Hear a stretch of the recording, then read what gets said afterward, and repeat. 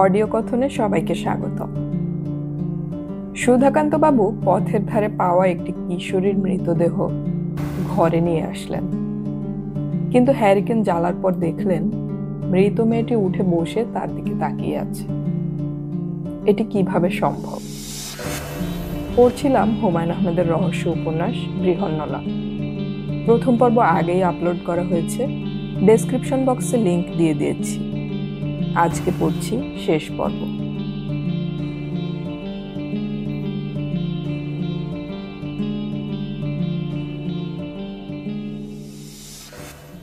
এক সপ্তাহ পর ভদ্রলোক আবার এলেন।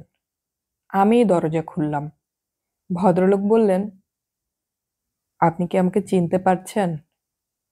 আমি বললাম, পারছি। আপনার নাম মিসির আলী। আপনি অ্যাবনর্মাল সাইকোলজির একজন অধ্যাপক। গত সপ্তাহে আমার এখানে এসে একটা পাউরুটি এবং দুটো কলা ফেলে গেছেন। ভদ্রলোক হেসে ফেললেন। হাসিটি সুন্দর, শিশুর সারল্য মাখা। আজকাল মাপা হাসি ছাড়া আমরা হাসতেই পারি না। মিসির আলী বললেন, আপনার মেয়েটাকে একটু ডাকবেন, তার জন্য এক প্যাকেট চকলেট এনেছি। আমি খানিকটা বিরক্ত হলাম। অপরিচিত লোক দামি চকলেটের প্যাকেট নিয়ে এলে বুঝতে হবে কিছু একটা ব্যাপার আছে। আবার চকলেট কেন? আপনার জন্য তো আনিনি, আপনি বিরক্ত হচ্ছেন কেন? আপনার মেয়েটিকে আমার খুবই পছন্দ হয়েছে। পছন্দের মানুষকে কিছু দিতে ইচ্ছে করে। আপনি কোনো রকম অস্বস্তি বোধ করবেন না। এই উপহারে কোনো রকম স্বার্থ জড়িত নেই। আমি আপনার কাছে কিছু চাইতে আসিনি। আমি খানিকটা লজ্জিত বোধ করলাম। ভদ্রলোককে ঘরে বসিয়ে চকলেটের প্যাকেট ভিতরে পাঠিয়ে দিয়ে বললাম, কি করতে পারি আপনার জন্যে? মিসির আলী বললেন, আপনার কাছে আমার এক কাপ চা পাওনা আছে। ওই পাওনা চা খাওয়াতে পারেন। চা আসবে, এখন আসল ব্যাপারটা বলুন। আপনার কি কোনো তাড়া আছে? না, তাড়া নেই। আমি আপনার কাছে সুধাময় বাবু সম্পর্কে কিছু জানতে এসেছি। আপনি যদি কষ্ট করে বলেন। আমি বিস্মিত হয়ে বললাম, সুধাময় বাবুকে? আপনি এই নামে কাউকে চেনেন না? জি না। সুধাময় বাবুর বাড়িতে আপনি কি এক রাত কাটাননি, যেখানে আপনার একটা ভয়াবহ অভিজ্ঞতা হয়? আপনি কি সুধাকান্ত বাবুর কথা বলছেন? হ্যাঁ, নাম সুধাকান্ত হতে পারে। গল্পটা আমাকে যে বলেছে সে সম্ভবত নামে গন্ডগোল করেছে। আমি বললাম, আপনি কি আমাকে দয়া করে গুছিয়ে বলবেন ব্যাপারটা কি? সুধাকান্ত বাবুকে আমি ঠিকই চিনি, একটা অসাধারণ গল্প তার মুখ থেকে শুনেছি। আপনার সঙ্গে সেই গল্পের কি সম্পর্ক সেটা বুঝতে পারছি না। মিসির আলী বললেন, আমার সঙ্গে কোনো সম্পর্ক নেই, তবে রহস্যময় ব্যাপারগুলোর প্রতি আমার একটা আগ্রহ আছে। পৃথিবীতে অনেক রহস্যময় ব্যাপার ঠিকই ঘটে, আবার অনেক কিছু ঘটে যেগুলোকে আপাত দৃষ্টিতে খুব রহস্যময় বলে মনে হলেও আসলে রহস্যময় নয়। আমি ব্যাপারটা বুঝতে চাই। সুধাকান্ত বাবুর চরিত্র আমাকে খানিকটা কৌতূহলী করেছে, কারণ ওর চরিত্রে কিছু অস্বাভাবিক দিক আছে। ওই সম্পর্কে আমি ভালোভাবে জানতে চাই। তাছাড়া আপনার গল্পটাও বেশ মজার। এর মধ্যে এমন কিছু এলিমেন্ট আছে যা প্রচলিত ভূতের গল্পে থাকে না। আপনি কি ভূতের গল্প নিয়ে গবেষণা করছেন নাকি? জি না, কিছু কিছু গল্পের প্রতি এক ধরনের ফ্যাসিনেশন জন্মে যায়। ব্যাপারটা কি ভালো মতো জানতে ইচ্ছে করে। আমার গল্প আপনি কার কাছ থেকে শুনেছেন? আমার এক ছাত্রের মুখে শুনেছি। সে শুনেছে আপনার কাছে। নাম হচ্ছে রুস্তম। তার কাছ থেকেই আমি আপনার ঠিকানা নিয়েছি। আপনি বলছিলেন গল্পটাতে মজার কিছু এলিমেন্ট আছে, সেগুলো কি? যেমন ধরুন কুকুরের ব্যাপারটা। একদল কুকুর সুধাকান্ত বাবুকে ঘিরে ধরল, তারপর তাকে ঘিরে চক্রাকারে হাঁটতে লাগলো এবং একটি বিশেষ দিকে নিয়ে যেতে লাগলো। যেখানে নিয়ে গেল সেখানে একটা যুবতীর নগ্ন মৃতদেহ, যাকে কিছুক্ষণ আগেই হত্যা করা হয়েছে। আমি বিস্মিত হয়ে বললাম, এরকম কিছুই কিন্তু গল্পে নেই। কোনো নগ্ন যুবতীর মৃতদেহ পড়েছিল না। একটি বালিকার ডেড বডি ছিল, তার পরনে শাড়ি ছিল। মিসির আলী হাসতে হাসতে বললেন, আমিও তাই ভাবছিলাম। গল্প যখন একজনের মুখ থেকে অন্যজনের মুখে যায়, তখন ডালপালা ছড়ায়। অনেক সময় মূল গল্প খুঁজেই পাওয়া যায় না। এজন্যই আমি এসেছি আপনার মুখ থেকে গল্পটা শোনার জন্যে, যদি আপনার কষ্ট না হয়। আমার কোনো কষ্ট হবে না। আমি আগ্রহ করেই গল্পটা বলবো। মিসির আলি কোটের পকেট থেকে নোট বই এবং কলম বের করলেন। আমি বিস্মিত হয়ে বললাম, আপনি কি নোট করছেন নাকি? দু একটা পয়েন্ট লিখে রাখবো। আমার স্মৃতিশক্তি ভালো, তবু মাঝে মাঝে কিছু নোট রাখি। স্মৃতি মানুষকে প্রতারণা করে, লেখা করে না। চা চলে এলো। চা খেতে খেতে ভদ্রলোক গল্প শুনলেন। তবে গল্প বলে আমি কোনো আরাম পেলাম না। ভদ্রলোক গল্পের মাঝখানে একবারও বললেন না, অদ্ভুত তো, তারপর কি হলো? কি আশ্চর্য! তিনি পাথরের মতো মুখ করে গল্প শুনলেন এবং গল্প শেষ হওয়া মাত্র বললেন, আচ্ছা তাহলে যাই, আপনাকে কষ্ট দিলাম, কিছু মনে করবেন না। আমি বললাম, আপনার কাজ হয়ে গেল? জি। গল্পটা কি আপনার কাছে অদ্ভুত মনে হয়নি? জি না। ভূতের গল্প সাধারণত এরকমই হয়, নতুনত্ব কিছু নেই। আমার শুধু একটা প্রশ্ন, মেয়েটার ডেড বডি কি শেষ পর্যন্ত ছিল? তার মানে?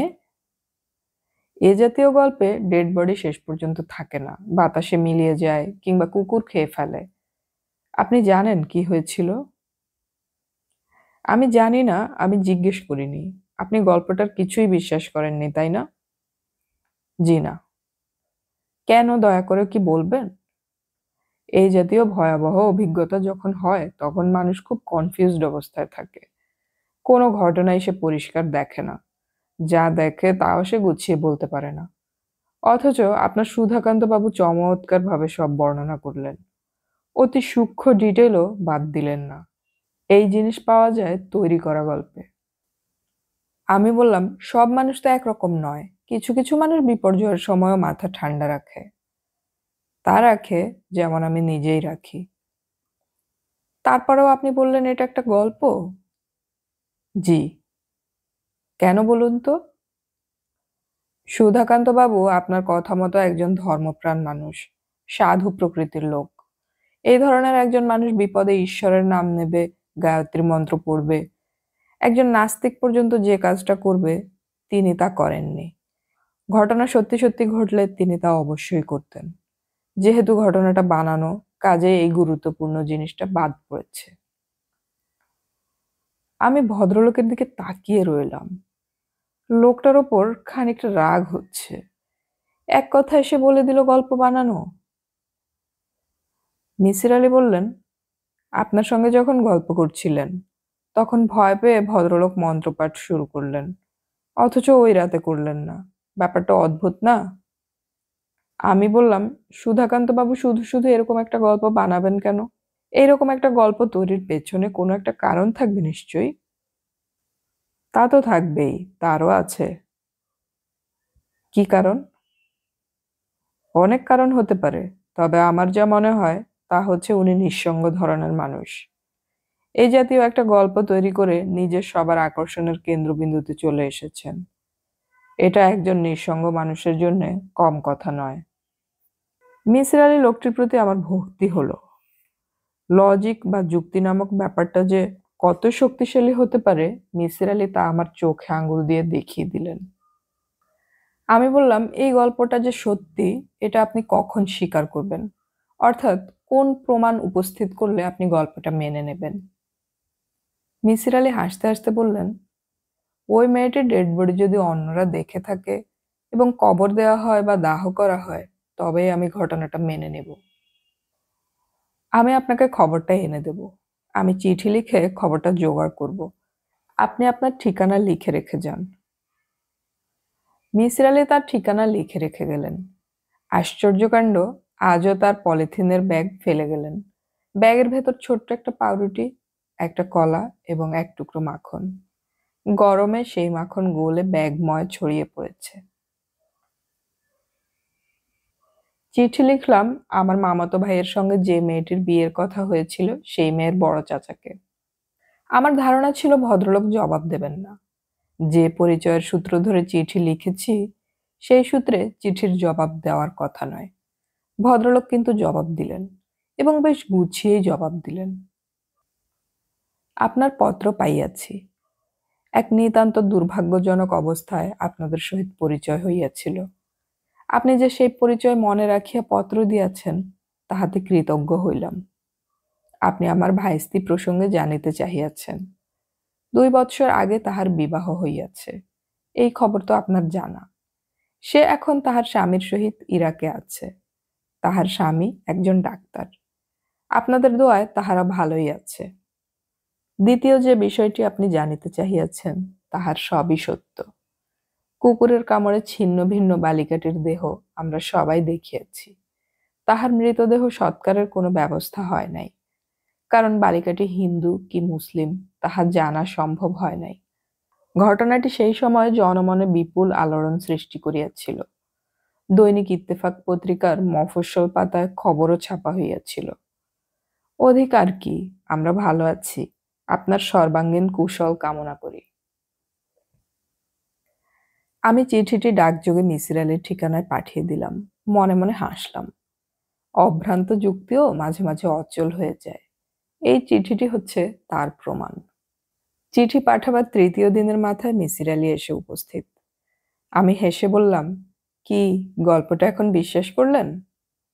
মিসির আলি শুকনো গলায় বললেন, হুম। তাকে খুব চিন্তিত মনে হলো। আমি বললাম, আপনাকে এত চিন্তিত মনে হচ্ছে কেন? মিসির আলি বললেন, আমি আপনার কাছ থেকে গল্পটা আবার শুনতে চাই। কেন? প্লিজ আরেকবার বলুন। আবার কেন? বলুন শুনি। আমি দ্বিতীয়বার গল্পটা শুরু করলাম। এক জায়গায় মিসির আলি আমাকে থামিয়ে দিয়ে বললেন, কত তারিখ বললেন? 12ই কার্তিক। এই তারিখে ঘটনাটা ঘটল। 12ই কার্তিক তারিখটা আপনার মনে আছে? হ্যাঁ আছে। প্রথমবার আপনাকে গল্পটা বলি তখনও তো 12ই কার্তিক বলেছিলাম। হ্যাঁ বলেছিলেন। আজও সেই একই তারিখ বলেন কিনা দেখতে চেয়েছি। এই তারিখটা বেশ জরুরি। জরুরি কেন? বলছি কেন, তার আগে আপনি বলুন 12 তারিখটা আপনার মনে রইল কেন? এসব দিন তারিখ তো আমাদের মনে থাকে না। 12 তারিখ আমার বড় মেয়ের জন্মদিন। কাজেই সুধাকান্ত বাবু 12 তারিখ বলা মাত্রই আমার মনে গেঁথে গেল। তাছাড়া আমার স্মৃতিশক্তিও ভালো। তাই তো দেখছি। এখন বলুন তারিখটা এত জরুরি কেন? যে বছর ঘটনাটা ঘটলো আমি সেই বছরের পঞ্জিকা দেখেছি। 12 তারিখ হচ্ছে 24শে অক্টোবর। স্কুল ছুটি থাকে। ওই দিন লক্ষ্মী পূজার বন্ধ। কাজেই আপনার সুধাকান্ত বাবু আপনাকে এটা মিথ্যা কথা বলেছেন। তিনি বলেছেন ওই দিন স্কুল করেছেন। হয়তো উনিই তারিখটা ভুল বলেছেন। হ্যাঁ তাও হতে পারে, তবে আমি তার নিজের মুখে ঘটনাটা শুনতে চাই। আবার শুনতে চান? হ্যাঁ। কেন? ব্যাপারটা বিশ্বাস করতে পারছি না। আমি বিরক্ত হয়ে বললাম, বিশ্বাস করতে না চাইলে করবেন না। আপনাকে বিশ্বাস করতেই হবে এমন কোনো কথা আছে? মিসির আলি বললেন, আপনি কি একটু যাবেন আমার সঙ্গে? কোথায়? ওই জায়গায়। কেন? তাহলে জেনে আসতাম তারিখটা 12 কিনা। আপনি কি পাগল নাকি ভাই? মিসির আলি বললেন, ব্যাপারটা খুব জরুরি, আমাকে জানতেই হবে। জানতে হলে আপনি যান, আমি আপনাকে ঠিকানা দিয়ে দিচ্ছি। আপনি যাবেন না?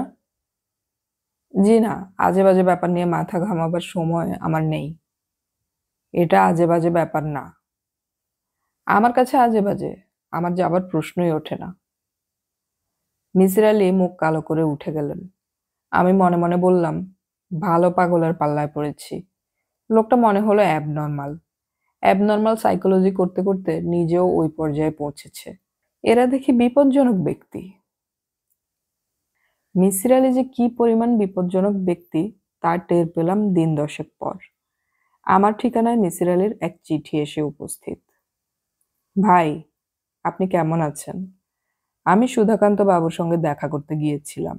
দেখা হয়নি। উনি তার দূর সম্পর্কের এক বোনের বাড়ি চলে গিয়েছেন বলে দেখা হয়নি। শুনলাম তিনি সেখানে পুরো গরমের ছুটিটা কাটাবেন। যাই হোক, ওর অনুপস্থিতিতে আমি কিছু তথ্য সংগ্রহ করেছি। থানায় গিয়ে থানার রেকর্ডপত্র দেখেছি। ওইখানে ঘটনার তারিখ 23শে অক্টোবর, দিবাগত রাত, অর্থাৎ 11ই কার্তিক। কাজে সুধাকান্তবাবু তারিখ বলায় একটু ভুল করেছেন বলে মনে হয়। আমি স্থানীয় স্কুলের হেডমাস্টার সাহেবের সঙ্গেও কথা বলেছি। তিনি বলেছেন ওই দিন সুধাকান্তবাবু ঠিকই সারাদিন ক্লাস করেছেন। কাজেই সুধাকান্তবাবু মিথ্যা বলেননি, তারিখে ভুল করেছেন। তারিখ ভুল করা খুব অস্বাভাবিক নয়। ভদ্রলোকের স্মৃতিশক্তি তেমন ভালো না। কারণ আপনার মুখেই শুনেছি দ্বিতীয়বার যখন তার সঙ্গে আপনার দেখা হয় তখন তিনি আপনাকে চিনতেই পারেননি। থানার ওসি সাহেবকে জিজ্ঞেস করলাম, পোস্টমর্টেম করা হয়েছিল কি? উনি বললেন, পোস্টমর্টেমের মতো অবস্থা ছিল না। কুকুর সব ছিঁড়ে খুঁড়ে খেয়ে ফেলেছে। ছিন্ন ভিন্ন কিছু অংশ ছড়িয়েছিল। গ্রামের অন্যরাও তাই বলল। মেয়েটি কোথাকার তাও জানা যায়নি। আমি এতদিন পর এসব খোঁজ করছি দেখে তারা প্রথমে একটু অবাক হলেও পরে আমাকে আগ্রহ নিয়ে সাহায্য করেছে। কারণ তাদের বলেছি আমার কাজই হচ্ছে রহস্যময় ঘটনা সংগ্রহ করা। গ্রামবাসীদের ধারণা মেয়েটির অশরীরী আত্মা এখনো ওই বাড়িতে ঘুরে বেড়ায়। মেয়েলি কান্না, দরজা জানালা আপনা আপনি বন্ধ হওয়া, এইসব। আমি ব্যাপারটা পরীক্ষা করার জন্য দুরাত এই বাড়ির উঠোনে বসেছিলাম। তেমন কিছু দেখিনি বা শুনিনি। তবে একবার বাড়ির পেছনে মানুষ দৌড়ে যাবার শব্দ শুনেছি। এটা শেয়ালের দৌড়ে যাবার শব্দও হতে পারে। সারা জীবন শহরে মানুষ হয়েছি বলে এই জাতীয় শব্দের সঙ্গে আমার তেমন পরিচয় নেই। আপনাকে চিঠিতে সব জানাচ্ছি কারণ আমার শরীরটা খুব খারাপ। ওখান থেকে এসেই প্রবল জ্বরে পড়ে যাই। একবার রক্ত বমি হয় বলে ভয় পেয়ে হাসপাতালে ভর্তি হয়েছি। এখন আছি মিডফোর্ড হাসপাতালে, ওয়ার্ড 233, বেড নম্বর 17। আপনি যদি আসেন তাহলে খুব খুশি হব। সুধাকান্তবাবু প্রসঙ্গে একটা জরুরি আলাপ ছিল। আশা করি আপনি ভালো আছেন। আমি এই চিঠি ফেলে দিলাম। একটা পাগল লোককে শুরুতে খানিকটা প্রশ্রয় দিয়েছি বলে আফসোস হতে লাগলো। ভাবভঙ্গি দেখে মনে হচ্ছে এই লোক আমার পিছনে জোঁকের মতো লেগে থাকবে এবং জীবনটা অস্থির করে তুলবে। তাকে হাসপাতালে দেখতে যাবার পিছনেও কোনো যুক্তি খুঁজে পেলাম না। দেখতে যাওয়া মানে তাকে প্রশ্রয় দেয়া। দূরে দূরে থাকাই ভালো। দেখা হলে বলা যাবে চিঠি পাইনি। বাংলাদেশে চিঠি না পাওয়া এমন কিছু অবিশ্বাস্য ব্যাপার না, খুবই স্বাভাবিক। মজার ব্যাপার হচ্ছে হাসপাতালেই নিতান্ত কাকতালীয়ভাবে মিসির আলির সঙ্গে আমার দেখা হয়ে গেল। টেম্পোর সঙ্গে অ্যাক্সিডেন্ট করে আমার এক কলিগ পা ভেঙে হাসপাতালে ভর্তি হয়েছেন। তাকে দেখে ফিরে আসছি, হঠাৎ শুনি পিছন থেকে চিকন গলায় কে যেন আমাকে ডাকছে। হুমায়ুন সাহেব, এই যে হুমায়ুন সাহেব। তাকিয়ে দেখি আমাদের মিসির আলি বিছানার সঙ্গে মিশে আছেন। গলা দিয়ে স্বর বেরোচ্ছে না, চেঁচিয়ে আওয়াজ হচ্ছে। আমি বললাম, আপনার এ কি অবস্থা? অসুখটা কাহিল করে ফেলেছে। গতকাল পর্যন্ত ধারণা ছিল মারা যাচ্ছি, আজ একটু ভালো। ভালোর বুঝি এই নমুনা? রক্ত পড়াটা বন্ধ হয়েছে, তবে ব্যথা সারেনি। ভাই বসুন, আপনি আমাকে দেখতে এসেছেন, বড়ই আনন্দ হচ্ছে। আসছেন না দেখে ভাবছিলাম হয়তো চিঠি পাননি। আমি খানিকটা লজ্জিত বোধ করতে লাগলাম। একবার ইচ্ছে হলো সত্যি কথাটা বলি। বলি যে তাকে দেখতে আসিনি, ভাগ্যচক্রে দেখা হয়ে গেল। পরক্ষণেই মনে হলো সব সত্যি কথা বলতে নেই। হুমায়ুন সাহেব। জি। বসুন ভাই, একটু বসুন। আমি বসলাম। মিসির আলি বললেন, আপনাকে দেখে ভালো লাগছে। একটা বিশেষ কারণে মনটা খুব খারাপ ছিল। বিশেষ কারণটা কি? 11 নম্বর বেডটার দিকে তাকিয়ে দেখুন। আলসারের পেশেন্ট, কিচ্ছু খেতে পারে না। হাসপাতাল থেকে যা খাবার দেয় সবটাই রেখে দেয়। তখন কি হয় জানেন? তার ছোট ভাই সেটা খায়, খুব তৃপ্তি করে খায়। দিন রাত বড় ভাইয়ের কাছে সে বসে থাকে, ওই খাবারের আশাতেই বসে থাকে। আজ কি হয়েছে জানেন? বড় ভাইয়ের শরীর বোধহয় একটু ভালো হয়েছে। সে তার খাবার সব খেয়ে ফেলেছে। ছোট ভাইটা অভুক্ত অবস্থায় সারা দিন বসে আছে। অসম্ভব কষ্ট হয়েছে আমার, বুঝলেন? চোখে পানি এসে গিয়েছিল। আমাদের দেশের মানুষগুলো এত গরিব কেন বলুন তো ভাই? আমি মিসির আলির প্রশ্নের জবাব দিতে পারলাম না। 11 নম্বর বেডের দিকে তাকালাম। 16-17 বছরের একজন যুবক অসুস্থ ভাইয়ের পাশে বসে আছে। আমি বললাম, ছেলেটি কি এখনো না খেয়ে আছে? হ্যাঁ, আমি নার্সের হাতে তার জন্য 50টা টাকা পাঠিয়েছিলাম। সে রাখেনি। বড়ই কষ্ট হচ্ছে হুমায়ুন সাহেব। আমি মিসির আলির হাত ধরলাম। এই প্রথম বুঝলাম এই মানুষটি আমাদের আর 10টি মানুষের মতো নয়। এই রোগা আধ পাগলা মানুষটির হৃদয়ে সমুদ্রের ভালোবাসা সঞ্চিত আছে। এদের স্পর্শ করলেও পুণ্য হয়। হুমায়ুন সাহেব। জি। এই খাতাটা আপনি মনে করে সঙ্গে নিয়ে যাবেন। কি খাতা? সুধাকান্ত বাবুর বিষয়ে এই খাতায় অনেক কিছু লিখে রেখেছি। বাসায় নিয়ে মন দিয়ে পড়বেন। শরীরে এই অবস্থাতেও আপনি সুধাকান্ত বাবুকে ভুলতে পারেননি? হাসপাতালে শুয়ে শুয়ে এইটা নিয়েই শুধু ভাবতাম। কিছু করার ছিল না তো। অনেক নতুন নতুন পয়েন্ট ভেবে বের করেছি। সব লিখে ফেলেছি। ভালো করেছেন। এখন বিশ্রাম করুন। আমি খাতা নিয়ে যাচ্ছি, কাল আবার আসবো। মিসির আলি নিচু গলায় বললেন, একবার কি চেষ্টা করে দেখবেন ওই ছেলেটিকে বাইরে নিয়ে কিছু খাওয়ানো যায় কিনা? আমি দেখব। আপনি এই নিয়ে ব্যস্ত হবেন না। আমি ব্যস্ত হচ্ছি না। চলে আসার আগে মিসির আলি বললেন, আপনি কষ্ট করে আমাকে দেখতে এসেছেন, আমি খুবই আনন্দিত। আমি আবার লজ্জা পেলাম। ব্যক্তিগত কাজ অনেক জমেছিল, মিসির আলির খাতা নিয়ে বসা হলো না। আমি তেমন উৎসাহও বোধ করছি না। সামান্য গল্প নিয়ে এতটা বাড়াবাড়ির আমি কোনো অর্থ দেখি না। আমি লক্ষ্য করেছি গুরুত্বপূর্ণ বিষয়গুলি বেশিরভাগ মানুষ সম্পূর্ণ অবহেলা করে, মাতামাতি করে তুচ্ছ বিষয় নিয়ে। মিসির আলিও নিশ্চয়ই এই গোত্রের। পরিবার পরিজনহীন মানুষদের জন্য এর অবশ্য প্রয়োজন আছে। কিছু একটা নিয়ে ব্যস্ত থাকা, জীবন পার করে দেয়া। এক রাতে শোবার আগে খাতা নিয়ে বসলাম। পাতা উল্টে আমার আক্কেল গুড়ুম। 186 পৃষ্ঠার ঠাস বুনন লেখা। সুধাকান্ত বাবু এবং তার গল্প নিয়ে যে এত কিছু লেখা যায় কে জানতো। পরিষ্কার গোটা গোটা লেখা, পড়তে খুব আরাম।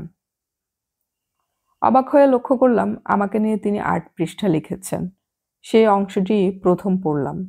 শুরুটা এরকম: নাম হুমায়ুন আহমেদ, বিবাহিত, 3 কন্যার জনক, পেশা অধ্যাপনা, বদমেজাজি, অহংকারী। অধ্যাপকদের যেটা বড় ত্রুটি, অন্যদের বুদ্ধিমত্তা খাটো করে দেখা। ভদ্রলোকের তা আছে। এই ভদ্রলোকের স্মৃতিশক্তি ভালো। তিনি গল্পটি 2 বার আমাকে বলেছেন। 2 বারই এমনভাবে বলেছেন যে একটি শব্দ এদিক ওদিক হয়নি। তার কথাবার্তায় চিরকুমার সুধাকান্ত বাবুর প্রতি গভীর মমতা টের পাওয়া যায়। এই মমতার উৎস কি? সুধাকান্ত বাবু এই ভদ্রলোককে ক্ষুধার্ত অবস্থায় চমৎকার কিছু খাবার রান্না করে খাইয়েছেন। এটাই কি একমাত্র কারণ? আমার মনে হয় সুধাকান্ত বাবুর চেহারা ও কথাবার্তাও ভদ্রলোকের ওপর খানিকটা প্রভাব ফেলেছে।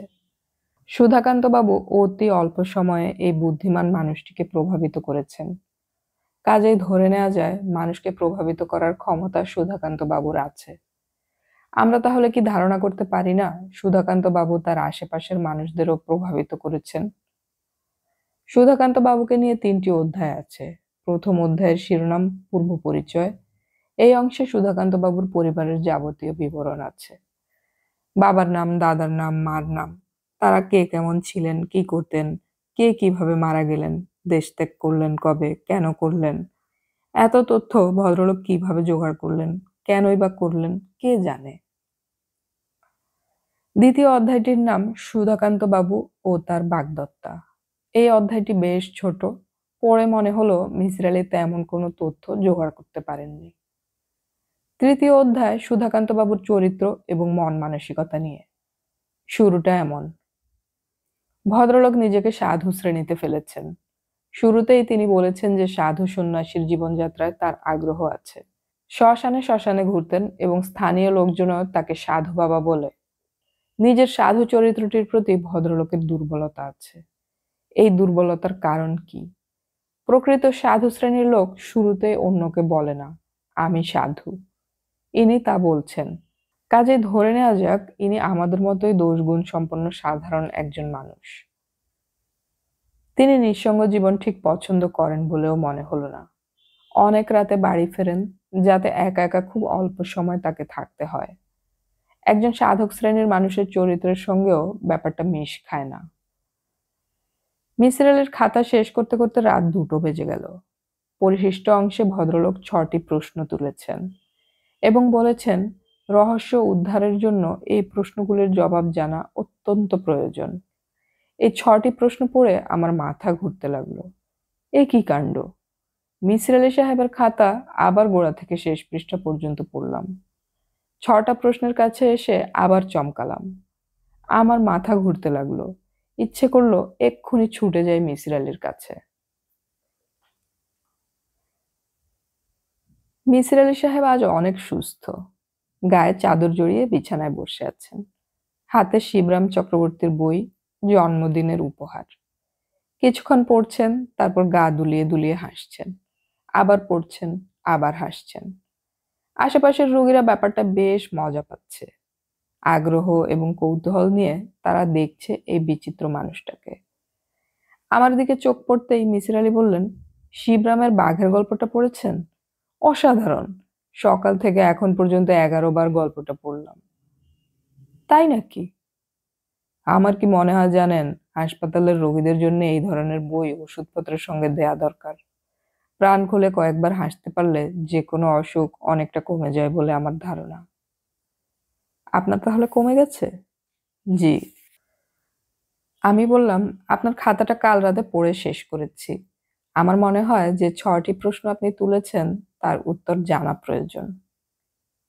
প্রয়োজন তো বটেই।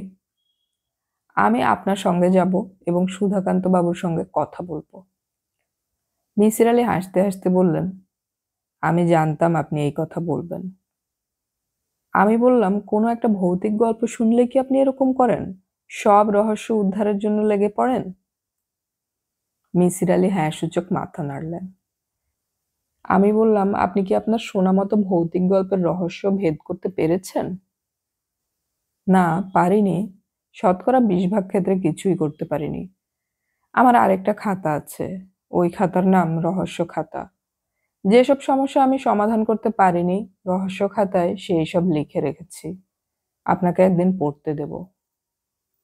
ঠিক আছে, আপনার রহস্য খাতা একদিন পড়ব। কিংবা আপনি যদি চান তাহলে ওইখানকার একটা গল্প আপনাকে শোনাতেও পারি।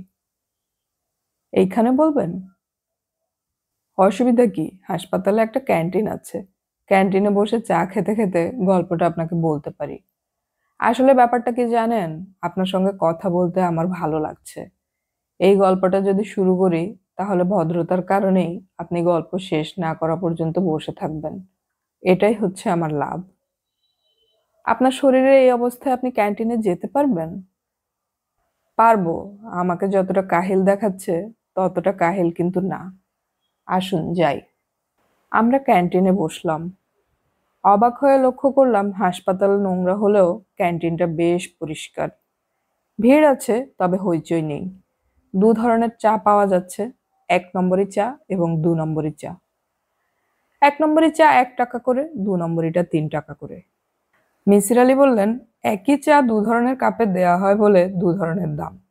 এবং মজার ব্যাপার কি জানেন, সবাই কিন্তু বেশি দামের চাটাই খাচ্ছে। গতকালও চা খেতে এসেছিলাম। একজনকে বলতে শুনলাম, 1 নম্বরি চা মুখে দেয়া যায় না, খানিকটা পানি গরম করে এনে দিয়ে যায়। আমি বললাম, আপনি কি নিশ্চিত যে দুটো একই চা? হ্যাঁ নিশ্চিত, প্রমাণ করে দিতে পারি। করব? না, প্রমাণ করতে হবে না, আপনার কথা আমি বিশ্বাস করছি। এখন আপনার গল্পটা বলুন। আপনার কি তাড়া আছে? না, তাড়া নেই, তবু বেশিক্ষণ হাসপাতালে থাকতে আমার ভালো লাগে না। মিসির আলি সঙ্গে সঙ্গে গল্পটা শুরু করলেন। রহস্য খাতায় এই গল্পের নম্বর হচ্ছে 21, অর্থাৎ এটা 21 নম্বর গল্প। এর চেয়ে অনেক ভয়ঙ্কর গল্প আমার স্টকে আছে, তবু এটা বলছি, কারণ এটা বলতে গেলে একটা ফার্স্ট হ্যান্ড স্টোরি। আমার নিজের জীবনে ঘটেনি, তবে যার জীবনে ঘটেছে সে আমার প্রিয় এক মানুষ। ঘটনার সঙ্গে আমার যোগাযোগও প্রত্যক্ষ। মেয়েটি হচ্ছে আমার দূর সম্পর্কের আত্মীয়া, আমার মার মামাতো বোনের মেয়ে। গ্রামের মেয়ে, হোস্টেলে থেকে ময়মনসিংহ মোমিনুন্নেছা কলেজে পড়তো। সেকেন্ড ইয়ারে উঠে হঠাৎ করে তার বিয়ে হয়ে যায়। খুব বড় ঘরে বিয়ে হয়। ছেলের অর্থ, বিত্ত এবং প্রতিপত্তির কোনো অভাব নেই। পরিবারটিও এদেশের নামকরা পরিবার। নাম বললেই আপনি চিনবেন, তাই নাম বলছি না। শুধু ধরে নিন যে এই দেশের রাজনীতিতে এই পরিবারটির প্রত্যক্ষ যোগ আছে। আপনি গল্পটা বলুন। বিত্তবান পরিবারের ব্যাপারে আমার কোনো আগ্রহ নেই। আমার নিজেরও নেই, এবং আমার ওই খালার মেয়েটিরও ছিল না। অত্যন্ত ক্ষমতাবান একটি পরিবারে বিয়ে হবার কারণে তার জীবনযাত্রা সম্পূর্ণ পাল্টে গেল। কিছুদিন স্বামীর সঙ্গে ইউরোপ আমেরিকা ঘুরল। সেই বছর পরীক্ষা দেয়া হলো না। তার পরের বছরও হলো না, কারণ সে তখন কনসিভ করেছে। সমস্যা শুরু হলো তখন, যখন মেয়েটি বিচিত্র সব স্বপ্ন দেখতে লাগলো। প্রতিটি স্বপ্নের মূল বিষয় একটি। ছোট্ট একটা ছেলে এসে বলে, মা, তোমাকে একটা কথা বলি, মন দিয়ে শোনো। আমাকে এরা মেরে ফেলবে। যে রাতে আমার জন্ম হবে সেই রাতেই ওরা আমাকে মারবে। তুমি আমাকে রক্ষা করো। বুঝতেই পারছেন গর্ভবতী একটি মেয়ের জন্য এই জাতীয় স্বপ্ন কতটা ভয়াবহ। মেয়েটি অস্থির হয়ে পড়ল। খেতে পারে না, ঘুমোতে পারে না, এবং প্রায় রোজই এই জাতীয় স্বপ্ন দেখতে লাগলো। আমার সঙ্গে তখন মেয়েটির যোগাযোগ হয়। আমি তাকে নানানভাবে বুঝিয়ে বলি যে এটা কিছুই না।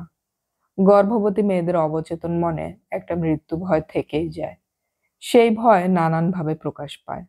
তোমার বেলায় এইভাবেই প্রকাশ পাচ্ছে। মেয়েটির স্বামী বিষয়টি নিয়ে খুব বিব্রত বোধ করছিল। সে ঠিক করে রেখেছিল যে মেয়েটির মনের শান্তির জন্যে ডেলিভারির ব্যাপারটা এই দেশে না করে বিদেশের কোনো হাসপাতালে করা হবে। সেটা সম্ভব হলো না। 8 মাসের শেষে হঠাৎ করে মেয়েটির ব্যথা উঠল। তাড়াহুড়ো করে তাকে নিয়ে যাওয়া হলো ঢাকার নামকরা একটি ক্লিনিকে। নর্মাল ডেলিভারি হলো। রাত 2টোয় মেয়েটি একটি পুত্র সন্তান প্রসব করল। মিসির আলী থামলেন। ছোট্ট একটি নিঃশ্বাস ফেলে বললেন, অনেকের সঙ্গে আমিও ক্লিনিকে অপেক্ষা করছিলাম। মেয়েটি আমার একজন রোগী, কাজে আমার খানিকটা দায়িত্ব আছে। ক্লিনিকের পরিচালক একজন মহিলা ডাক্তার। তিনি আমাকে ডেকে ভেতরে নিয়ে গেলেন এবং বললেন, যে বাচ্চাটির জন্ম হয়েছে তাকে একটু দেখুন। আমি দেখলাম। একটা গামলার ভেতর বাচ্চাটিকে শুইয়ে রাখা হয়েছে।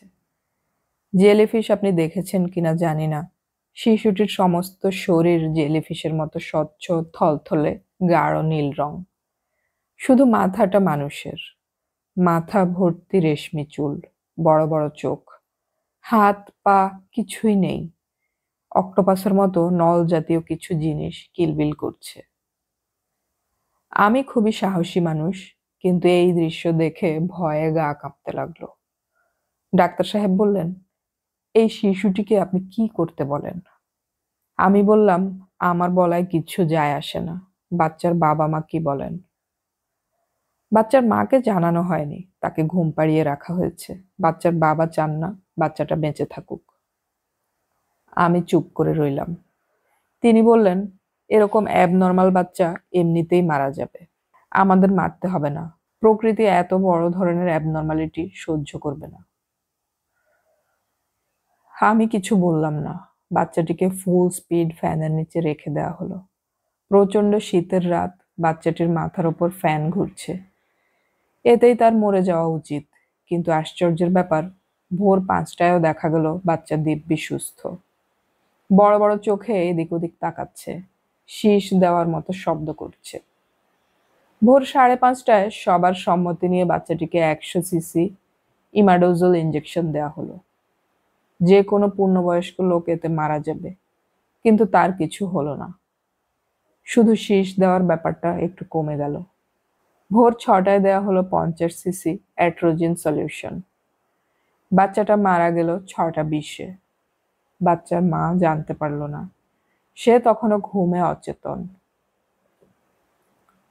মিসির আলী গল্প শেষ করলেন। আমি বললাম, তারপর? তারপর আবার কি, গল্প শেষ? বাচ্চাটির মার কি হলো? বাচ্চার মার কি হলো তা দিয়ে তো আমাদের প্রয়োজন নেই। রহস্য তো এখানে নয়। রহস্য হচ্ছে বাচ্চার মা যে স্বপ্নগুলি দেখত সেখানে।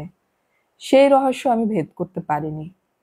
সুধাকান্ত বাবুর রহস্য শেষ পর্যন্ত ভেদ করতে পারবো কিনা তা জানি না। আমার তো মনে হয় রহস্য ভেদ করেছেন। কাগজে পত্রে করেছি। কাগজে পত্রে রহস্য ভেদ করা এক জিনিস, বাস্তব অন্য জিনিস। যখন সুধাকান্ত বাবুর মুখোমুখি বসবো, তখন হয়তো দেখবো গুছিয়ে আনা জিনিস সব এলোমেলো হয়ে গেছে। মজার ব্যাপার কি জানেন ভাই? প্রকৃতি রহস্য পছন্দ করে না, সে নিজে খুব রহস্যময়। কবে যাবেন সুধাকান্ত বাবুর কাছে? হাসপাতাল থেকে ছাড়া পেলেই যাব। আপনি কি যাবেন আমার সঙ্গে? আমি বললাম, অবশ্যই। রাত প্রায় 9টা। আমি এবং মিসির আলি সুধাকান্ত বাবুর বাড়ির উঠানে বসে আছি। সুধাকান্ত বাবু চুলায় চায়ের পানি চড়িয়েছেন। তিনি আমাদের যথেষ্ট যত্ন করছেন। মিসির আলিকে খুব আগ্রহ নিয়ে বাড়ি ঘুরে ঘুরে দেখালেন, নানান গল্প করলেন। বাড়ি আগের মতোই আছে, তবে কামিনী গাছ দুটির একটি নেই, মরে গেছে। কুয়ার কাছে সারি বেঁধে কিছু পেয়ারা গাছ লাগানো হয়েছে, যা আগে দেখিনি। সুধাকান্ত বাবু বললেন, চা খেয়ে আপনারা বিশ্রাম করুন, আমি খিচুড়ি চড়িয়ে দিচ্ছি। মিসির আলি অত্যন্ত উৎসাহের সঙ্গে বললেন, খিচুড়ি মন্দ হবে না, তাছাড়া শুনেছি আপনার রান্নার হাত অপূর্ব। আমাদের চা দিয়ে সুধাকান্ত বাবু খিচুড়ি চড়িয়ে দিলেন। মিসির আলি বললেন, রান্না করতে করতে আপনি আপনার ভৌতিক অভিজ্ঞতার কথা বলুন। এটা শোনার জন্যই এসেছি। আগেও একবার এসেছিলাম, আপনাকে পাইনি। জানি, খবর দিয়ে এলে থাকতাম। আমি বেশিরভাগ সময়ই থাকি। শুরু করুন। সুধাকান্ত বাবু গল্প শুরু করলেন। ভৌতিক গল্পের জন্য চমৎকার একটা পরিবেশ। অন্ধকার উঠোন, আকাশে নক্ষত্রের আলো। উঠোনের ওপর দিয়ে একটু পরপর হাওয়া বয়ে যাচ্ছে। একটা তক্ষক ডাকছে। তক্ষকের ডাক বন্ধ হবার সঙ্গে সঙ্গে অসংখ্য ঝিঝি পোকা ডেকে উঠছে। ঝিঝি পোকা থামতেই তক্ষক ডেকে ওঠে। তক্ষকরা চুপ করতেই ডাকে ঝিঝি পোকা। অদ্ভুত কনসার্ট। সুধাকান্ত গল্প বলে চলেছেন। মিসির আলি মাঝে মাঝে তাকে থামাচ্ছেন। গভীর আগ্রহে বলছেন, এই জায়গাটা দয়া করে আরেকবার বলুন। অসাধারণ অংশ, গা শিউরে উঠছে। সুধাকান্ত বাবু তাতে বিরক্ত হচ্ছেন না। সম্ভবত মিসির আলির আগ্রহ তার ভালো লাগছে। যেখানে মেয়েটি সুধাকান্ত বাবুর পা কামড়ে ধরে, সেই অংশ মিসির আলি 3বার শুনলেন। শেষবার গভীর আগ্রহে বললেন, আপনি যখন পালিয়ে যাচ্ছিলেন তখন মেয়েটি পিছন থেকে আচমকা আপনাকে কামড়ে ধরল? জি। হাত দিয়ে ধরল না, আঁচড় দিল না, শুধু কামড়ে ধরল? জি। দেখি কামড়ের দাগটা। তিনি কামড়ের দাগটা দেখালেন। মিসির আলি পায়ের দাগ পরীক্ষা করলেন। জড়ানো গলায় বললেন, কি অদ্ভুত গল্প। তারপর কি হলো? সুধাকান্ত বাবু গল্পে ফিরে গেলেন। এক সময় গল্প শেষ হলো। সুধাকান্ত বাবু বললেন, খিচুড়ি নেমে গেছে, আপনাদের কি এখন দিয়ে দেব? রাত মন্দ হয়নি কিন্তু। মিসির আলি বললেন, জি খেয়ে নেব, আপনাকে দু একটা কথা জিজ্ঞেস করতে চাচ্ছি। জিজ্ঞেস করুন। মেয়েটি শুধু কামড়ে ধরলো, হাত দিয়ে আপনাকে ধরলো না কেন? আমি কি করে বলবো বলুন, আমার পক্ষে তো জানা সম্ভব না। আমার কিন্তু মনে হয় আপনি জানেন। সুধাকান্ত বাবু তীক্ষ্ণ দৃষ্টিতে তাকিয়ে রইলেন। মিসির আলি বললেন, আপনার গল্পের সবচেয়ে দুর্বল অংশ মেয়েটির কামড়ে ধরা। মেয়েটি কিন্তু পিছন থেকে আপনাকে কামড়ে ধরেনি। পায়ের দাগ দেখেই বোঝা যাচ্ছে কামড়ে ধরেছে সামনে থেকে। আপনার দাগ ভালোভাবে পরীক্ষা করলেই তা বোঝা যাচ্ছে। আপনাকে আক্রমণ করবার জন্য মেয়েটি তার হাত ব্যবহার করেনি। কারণ একটাই, সম্ভবত তার হাত পেছন থেকে বাঁধা ছিল। তাই নয় কি? সুধাকান্ত বাবুর চোখের দৃষ্টি তীক্ষ্ণ হলো। একটি কথাও বললেন না। মিসির আলি বললেন, আপনার গল্পে একটা কুকুর আছে, পাগলা কুকুর। হাইড্রোফোবিয়ার কুকুর কিছুই খায় না, অসহ্য যন্ত্রণায় মৃত্যুর জন্য অপেক্ষা করে। অথচ এই কুকুরটা আস্ত একটি মেয়েকে খেয়ে ফেললো। 5টা সুস্থ কুকুরের পক্ষেও যা সম্ভব নয়। আপনি অসাধারণ একটা ভূতের গল্প তৈরি করেছেন, কিন্তু গল্পে অনেক ফাঁক রয়ে গেছে, তাই না? সুধাকান্ত বাবু বিড়বিড় করে কি যেন বললেন। আমি কাঠ হয়ে বসে রইলাম। কি শুনছি এসব? মিসির আলি লোকটিকে এসব কি বলছে? মিসির আলি বললেন, ব্যাপারটা কি হয়েছিল আমি বলি। আপনি চিরকুমার একজন মানুষ। আপনার মনে আছে অবদমিত কামনা বাসনা। মহাপুরুষরাও কামনা বাসনার ঊর্ধ্বে নন। কিভাবে যেন আপনি অল্প বয়সী একজন কিশোরীকে আপনার ঘরে নিয়ে এলেন। এই মেয়েটি কিভাবে এলো সেটা বুঝতে পারছি না। বাড়ি থেকে পালিয়ে আসতে পারে বা অন্য কিছুও হতে পারে। এই অংশটা আমার কাছে পরিষ্কার না। যাই হোক, মেয়েটিকে আপনার ঘরে নিয়েই আপনি তার হাত বেঁধে ফেললেন। মেয়েটির চিৎকার কান্নাকাটি আশেপাশের কেউ শুনল না, কারণ আশেপাশে শোনার মতো কেউ নেই।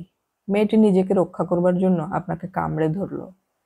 এই একটি অস্ত্রই ছিল তার কাছে। অবশ্যই মেয়েটি নিজেকে রক্ষা করতে পারল না, শেষ পর্যন্ত মারা গেল। আপনি তার মৃতদেহ ঘরেই ফেলে রাখলেন, দরজা জানালা খুলে রাখলেন, যাতে শেয়াল কুকুর সব দেহটা খেয়ে ফেলতে পারে। একদিনে তো একটা মানুষ শেয়াল কুকুরে খেয়ে ফেলতে পারে না, হয়তো 2 দিন বা 3 দিন লাগলো। এই সময়টা আপনি নষ্ট করলেন না, ঠান্ডা মাথায় ভাবলেন। ভেবে ভেবে অসাধারণ একটা গল্প তৈরি করলেন। সেই গল্পে সূত্র আছে, কুকুর আছে, অশরীরী আত্মীয়রা আছে। কি সুধাকান্ত বাবু, আমি ঠিক বলিনি? এখন খাবার দিয়ে দিন, প্রচন্ড খিদে পেয়েছে, খেয়ে নেব। আমি অবাক হয়ে দেখলাম, সত্যি সত্যি মিসির আলি খেতে বসেছেন। সুধাকান্ত বাবু তাকে থালায় গিয়ে দিচ্ছেন। মিসির আলি আমার দিকে তাকিয়ে বললেন, আপনি খাবেন না? আমি বললাম, না, আমার খিদে নেই। মিসির আলি খেতে খেতে বললেন, সুধাকান্ত বাবু, আপনার বিরুদ্ধে কেস দাঁড় করাবার মতো কিছু আমার হাতে নেই। যেসব কথা আপনাকে বলেছি সেসব আমি কোর্টে টেকাতে পারবো না। আমি সেই চেষ্টাও করব না। কাজেই আপনার ভয়ের কিছু নেই। তবে আমার কেন জানি মনে হচ্ছে আপনি থানায় গিয়ে অপরাধ স্বীকার করবেন। আচ্ছা, মেয়েটার নাম কি ছিল? সুধাকান্ত বাবু গম্ভীর গলায় বললেন, বিনতি। ওর নাম বিনতি। ও আচ্ছা, বিনতি। মিসির আলি খুব আগ্রহ করে খাচ্ছেন। আমি দূর থেকে তাকে দেখছি। সুধাকান্ত বাবুও দেখছেন। তার চোখে পলক পড়ছে না। সেই পলকহীন চোখে গভীর বিস্ময়। মিসির আলি বললেন, খিচুড়ি তো ভাই অপূর্ব হয়েছে। আমাকে রেসিপিটা দেবেন তো। আমিও আপনার মতো একা একা থাকি, মাঝে মাঝে খিচুড়ি রান্না করব। বলেই মিসির আলি বিচিত্র ভঙ্গিতে হাসলেন। আমি এর আগে এত অদ্ভুতভাবে কাউকে হাসতে শুনিনি। গায়ে কাঁটা দিয়ে উঠল। আমার অধিকাংশ গল্পের শেষ থাকে না বলে পাঠক পাঠিকারা আপত্তি তোলেন। এই গল্পের আছে। সুধাকান্তবাবু তার অপরাধ স্বীকার করে থানায় ধরা দিয়েছিলেন।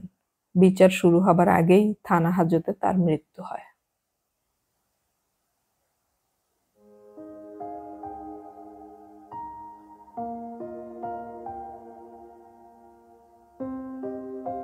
এতক্ষণ আমি পড়ে শোনালাম হুমায়ুন আহমেদের লেখা রহস্য গল্প বৃহন্নলার শেষ পর্ব।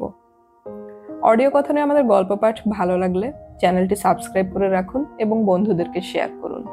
কোনো গল্প পাঠের অনুরোধ থাকলে কমেন্টে অবশ্যই জানাবেন। আমাদের পরবর্তী গল্প শোনার আমন্ত্রণ রইল। গল্প পড়ি, গল্প শুনি, বাংলা গল্প ছড়িয়ে পড়ুক সবখানে।